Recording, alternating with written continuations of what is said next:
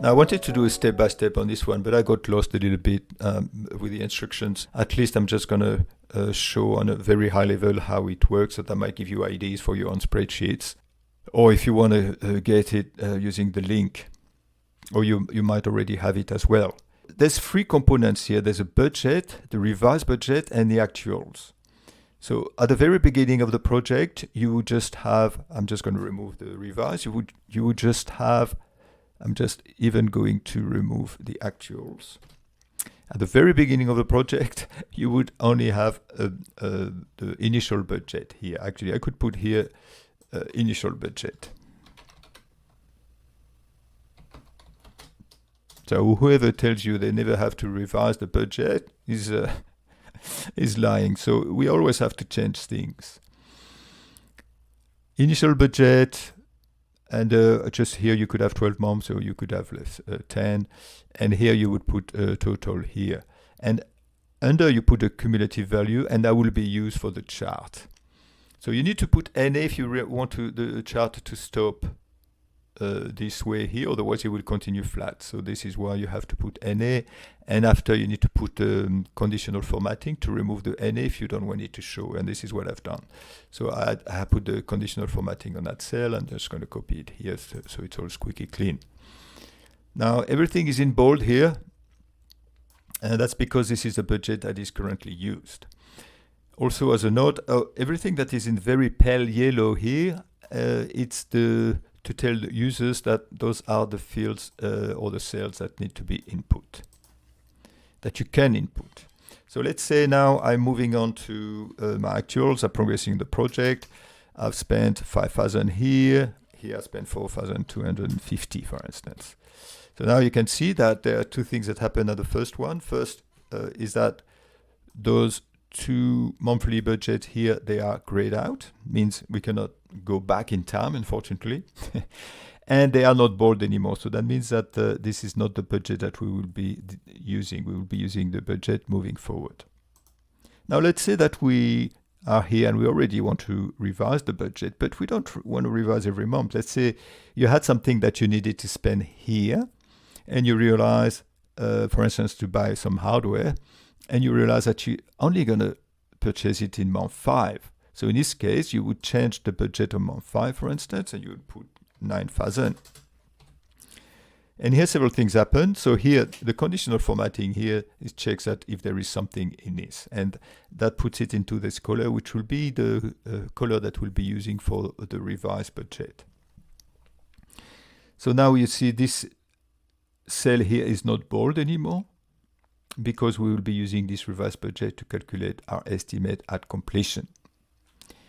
So bold, bold, bold, bold. But you might want to, what you can do also, obviously, is you can just put everything after this using this line. But here I decided to put only 1 month, but you can change all the months if you prefer. Now, how does this work to calculate the estimate at completion then? So here I have my actuals. So estimate at completion is actuals plus estimate to complete. So estimate to complete, it's all the bold part here. That's another way to look at it. So we've revised our estimates and we have this. So here this is relatively simple. Is I take, if there is some actuals, I take the actuals. If there is no actuals, I accumulate with the revised budget if there is one, and if not, I just take this. So actuals first. If there's actuals, I just take it and add it to the cell on the left. If there is no actuals, revised, and then initial. So that should be the priority. You should check first in a revised. What is this? So this is the actuals chart up to a certain point that will turn into an estimate at completion. So we can have a look at this when we have a look at the chart. And this is the variance between the initial budget and the actuals. So I'm not going to worry about doing the variation with a revise because that would take us a bit too far. But I just want to do the variation with the initial budget. This is more often than not the question that you'll be asked. Okay, so how did I do some of this stuff? So here the conditional formatting, let's have a quick look at the conditional formatting for this. So here, if the actuals, I check the actuals, if there are some actuals, then I gray this out because we don't want to come back in time. And if there is no revised budget, then I will bold it. If there is no revised budget, I will bold it. And the yellow is a default value, so the yellow you can put it directly here. The way I get this yellow is I take, I believe, this one here. I'm just not going to do it here to mess it up, but I'm just going to take this one here, the standard color, and I will go back, more colors, and I will slide this up until it has to be very pale. If it's too deep, I think that will make the dashboard too busy. Anyway, so this is how you do it. Now here, I think I mentioned that if there is nothing, I need to put an NA, otherwise the chart will drop. So we need to do this basic checking. Only add it if there's something. If there's nothing, you put NA. And after, you need to hide the NA. If you want to, you could leave it, but the way you hide the NA is quite simple. You put this formula here, is NA. If this field, the cell itself is NA, then you put a white font. Well, this is a trick I use. And there's 10,000 ways to remove that, but that's the one I've chosen. So here it's more or less the same. Once I have some actuals, I'm graying it out. And this one will always be bold because that's the one that we'll use all the time. But say you have another actuals here, and here you had something in the past, then I will not show as bold. Okay, going down the list, coming back here. So I said I will explain this a little bit more. So here what we have two charts. The first chart is the actuals here. So this is the blue one, and this is what I wanted to show. You are on a non-territory here. This is what you have actually spent. So this is the blue. And now in red, that tells you, in reddish, that tells you how is your project going to continue based on the revised budget, if there is one, or based even on the initial budget. So how do I do this? In fact, here it looks like there's only two data series, but they are three. So the first one is just the actuals, that's a blue one. The second one, the yellowish one, is just the one that we had on top here, so that's the initial budget. But the third one, I have to build it. So this is what I was doing before. I take the actuals. If there's some actuals, I leave it the same. And then if not the actuals, then if there is no actual, sorry, I just take the revised budget. And if there's no revised budget, I take this budget here. So we have to make sure, and then this gives you this chart here. What we need to do is we need to make sure that the order of the data series is okay. Otherwise, if you move it back this way, for instance, then that's not a pretty sight. You have the actuals that is behind. So here you just select data and you need to make sure that those are in the right order. So the blue is back at the front here. So here the formula, it's just to take the actuals and if not the revised and if not the initial and add it to the thing on the left. It was getting a bit too complicated for me to put the NA. So the NA, as a reminder, it's what stops the chart from building. It was getting a little bit too complicated, so I've decided, for clarity, you could say, to put a different formula here at the bottom. And in fact, when you click on this, it doesn't come and get this, as you think it would, because this one will continue flat. But it goes, and this one, get this one, and here you see DNA. So that will be a hidden field. So I could even hide it. But as a reminder, if you want to hide something, you just go under hide an empty cells and you put show data in hidden rows. And this way you can hide this. So to hide it, you just select it, data, group, and you hide it. Okay. Now, the variance. So this is a difference, as I was saying, between a budget. So I've done some basic conditional formatting for this one. Conditional formatting, what did I do? So if the value is greater than 0, green, less than 0, red. So for this, actually, I used the Excel highlight cell rules, greater than, less than. So by default, it gives you some of this light rail stuff. So that's quite handy. So I'm using it. Now, for the field on top here, I wanted to show some arrows. So the value of this cell is the one from below. So here is equal to the one from below. So the way it works is you just first have the I'm gonna show you. No, what did I do? Format. So just to show you, you just need to put icon sets here. You choose the icon set. If you can, okay, you choose this icon set here. But I had to do some changes to it. So the first change I had to do is show icon only. So he hides the numbers. He hides the dollars values there. The second thing is I usually take percentage of all the cells that are in the area that you select, but I didn't want that. I just wanted to do a hard code the number.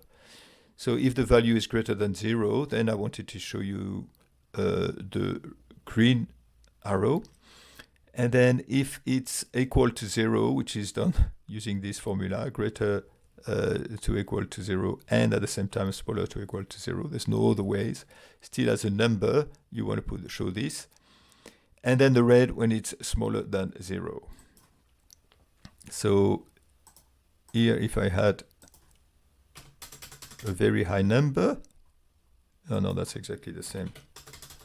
If I put 11,000, for instance, it would really get the message that there's something wrong here, starting to smell trouble. Okay, so that's it. So that's it for that part here. Now, if we go to the chart, we have seen them. So the chart type I use is I like when there are some round things here that when you have periods, I just like this. But the chart type that I have is, it's a combo, not really. Let's see. The chart tab that I use, insert, recommended chart. So I'm just going to do this to show you. Okay, so it's this type here, line with markers. And then when you right click on this chart, you go to format data series.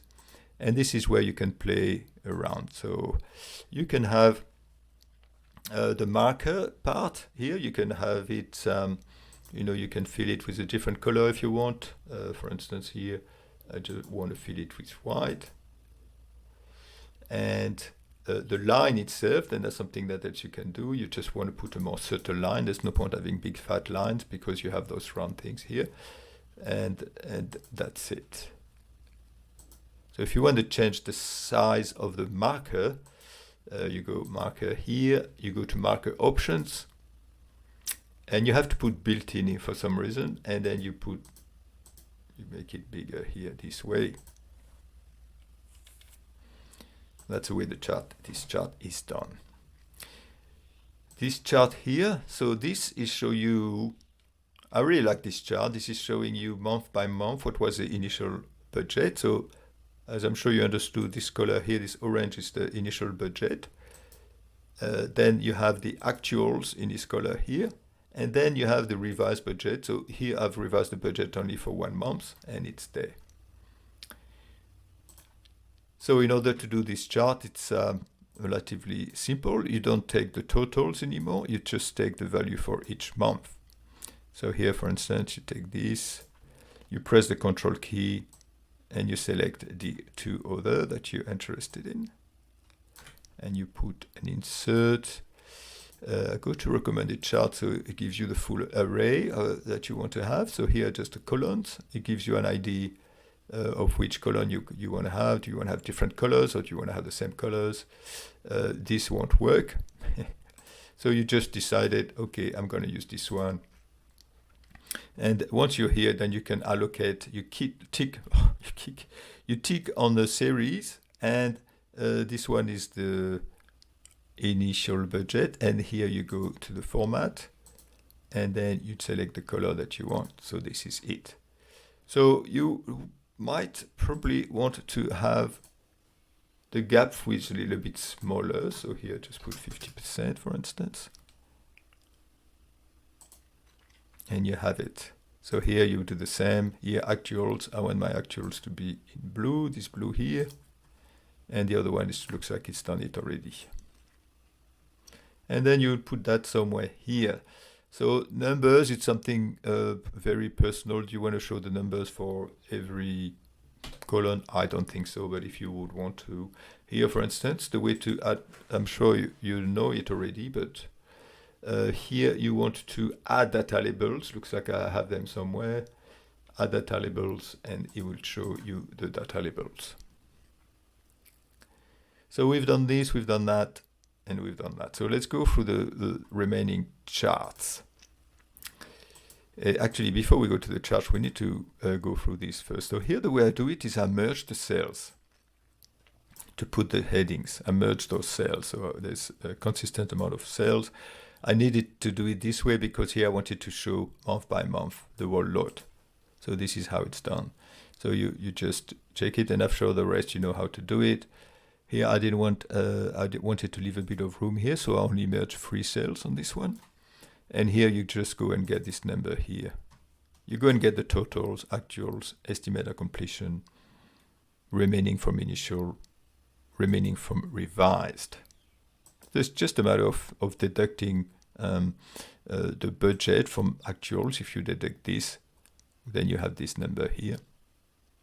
And this is the same for that.